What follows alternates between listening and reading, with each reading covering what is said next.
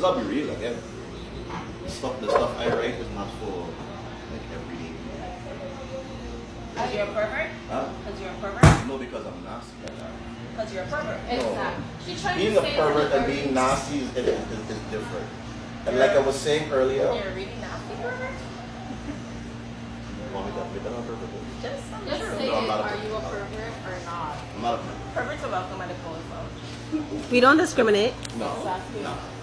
But like I was saying earlier, you have to write what you're comfortable with. Okay. I don't write, not that I can't write the more patriotic or the in-depth type of poetry, I can't. But I'm a perfectionist. So I can write it and then like this don't sound right. Like scrap the whole thing and start again.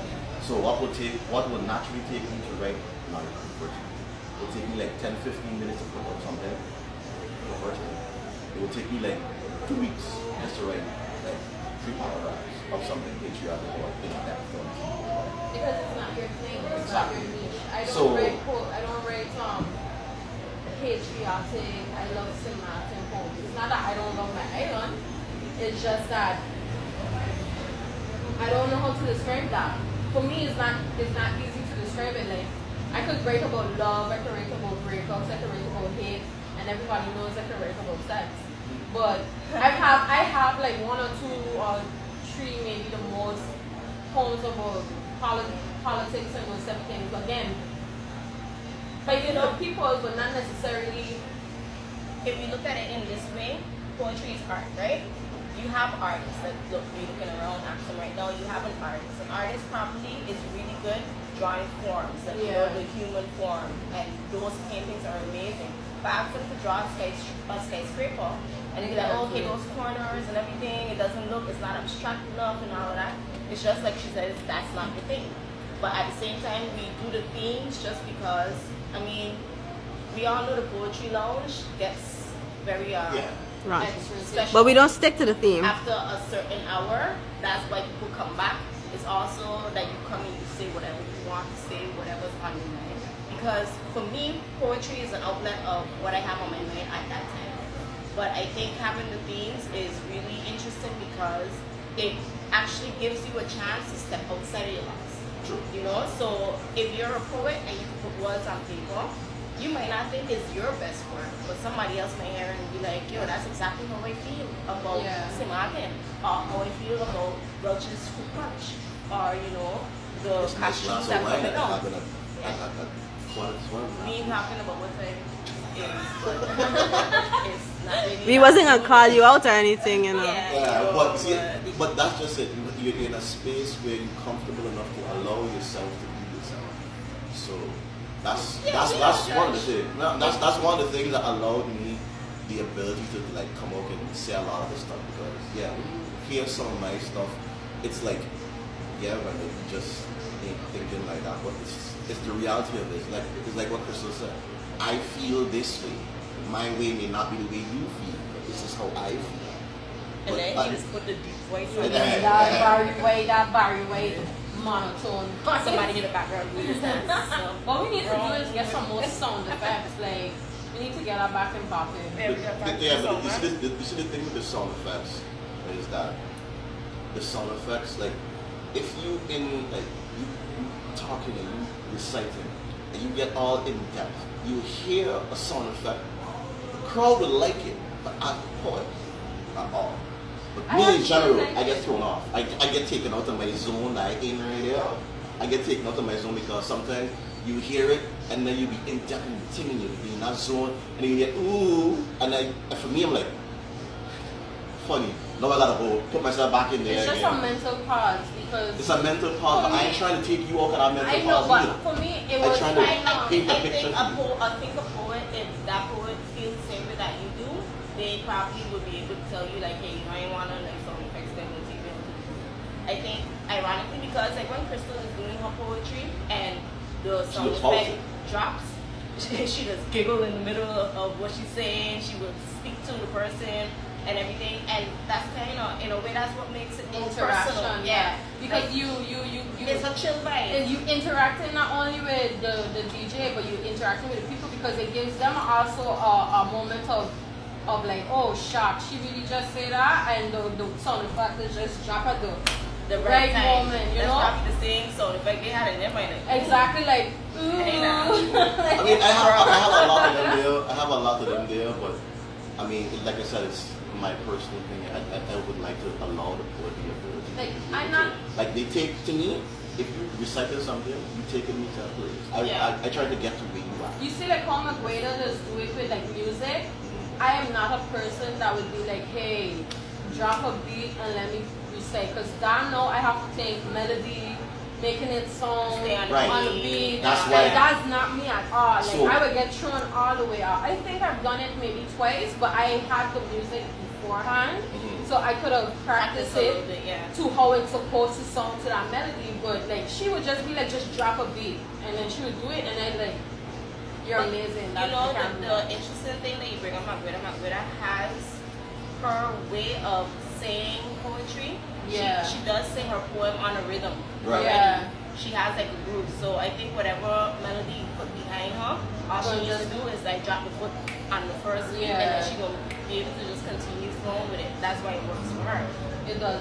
But and see what I may not have is mostly all the same things, but what I do have is instrumental melodies for you.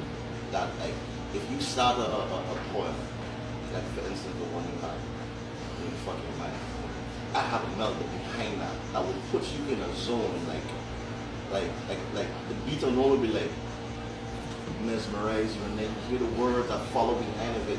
So you're in that spot. Now, if you in that spot with the melody, the words, the fact there, and then you just stick this random sound effect in. But if you're doing music, you wouldn't put a sound effect because you already have something that is a part of it already. So you don't need that extra sound effect to make it pop because you already have the melody, the vibe, the flow, and everything. You do that for people who don't like those things, that might enjoy like a sound effect that might make a poem pop. Like, what was that poem that everybody used to like so much? That From you? Huh? From you? No, not from me. Yours. it's Dick sucking. Yes, 101. I was trying to remember. it. Like dick sucking 101. You need that. Please don't judge me. And sorry.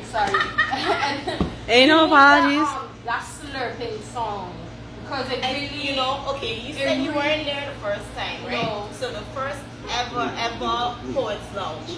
Hold up, the first ever Poets Lounge. I actually ain't gonna say who did it because maybe they didn't want to be on this record. But we had two people that, well, one person, she wanted to support a really good friend of mine, and she said, okay, well, fine, she will read a poem, and she went online, she found a poem, and that's kind of what opened the doors of Poets Lounge can be whatever the hell you want it to be, right? So she went up there, she was like, okay, she doesn't want to go up there by herself because she's not a poet. She just wanted to, you know, like, that's one of the good things about Poets Lounge. Everybody just wants to be a part of it, you participate, and you're just having fun. So she's like, okay, she'll go up, but she wants somebody to go up with her. Lo and behold, I don't want to make crazy friends. Said, okay, fine. I go make the sound effects. So it turned into this epic performance. Although there was a lot of giggles while they were going through it because of the sound effects. It's like the slurping and in the background, and everybody in the crowd holding the pearls like, what the hell is going on in this place? Because this was the first Poets Lounge is when we do this. Poets Lounge, people left there like, what the hell just happened? I'm coming back. But Jesus Christ. And you know, it was epic. So then I think the first year anniversary that we had, we were proud as hell that we made it to a year. And now to say that we're about to make 5 years, that's even more crazy to me. But the first year anniversary, we were like, yo, let me bring back some of those poems that I think I we was have for the there first for the year. first year. Yes, you were. That's I what was I'm telling you. no, I wasn't there for the first, like the first The part first of the year year, anniversary, yeah. you were But I there think for I was sure. I Yeah. was there for the first year anniversary, and I remember thinking, oh wow, she has something. Yeah. Because remember, I did poetry. My first poetry was actually in this place in Axon. Plug, by the way. And I remember coming here and doing it here. So when that eventually died out, like I didn't have anywhere else to go. So I can't remember how it happened. I think because as is my friend, I ended up seeing the flyer. I was like, oh well, a new place for me to go let me come and see, maybe I recognize people. That's how I end up, and then I was like, oh, I know everyone here, this is my place. So I came back and I'm like, yes, I found my rhythm, and I've been there for the last, 4 years now? Yeah, basically. So, but me, I'm going to be honest, my favorite part of Poets Lounge has to be Battle of the Sexes. When the men come out, they really come out. And they need to come out because we don't have enough testosterone. We have enough estrogen. That's for sure. But when the men come out, they don't play. They just come with some stuff that is like, no, how am I going to rebuttal that? Like how we had it the last time. That is a vibe. I like that. I could go and we could bounce off of each other and you have a poem and I say no, but I got one that could touch that one, and then Ezra like, oh no, use this, and I'm like, oh shit, But you wouldn't know these things because if you're there, you may repeat a lot sometimes, but people have favorites and they want to hear those things. I don't know how many times I say, I want you to fuck my mind. Sorry, I don't know if you can edit that. This is Poets Lounge. But when you, like the other night when you showed me, you were like, yo, you remember when this used to be my favorite poem with the keys? The keys. And I'm like, dude, I ain't hear that in a while from you. You know, and it's like, personally, I can speak and say that I haven't really written anything new in a long time. So when I actually do go up on the mic, y'all know I don't go up as often because I let it be an outlet for everyone else, you know. So my people will turn around and be like, oh, Ezra only started this poetry night and she always on the damn mic. So I just sit back and kind of, and you know, just enjoy just like everyone else. But when I do go to kind of like fill in time, so you know, Shirenzi don't get tired of being on the mic, or you know, he doesn't. But you know, at the same time, you want to be able to have people feel comfortable that they're not like carrying the whole show either, up until people get more comfortable. I do repeat a lot of poetry, but like you said, there are some poems that people like from me that they want me on. It's hard. I try at least to write one new poem every Poets Lounge.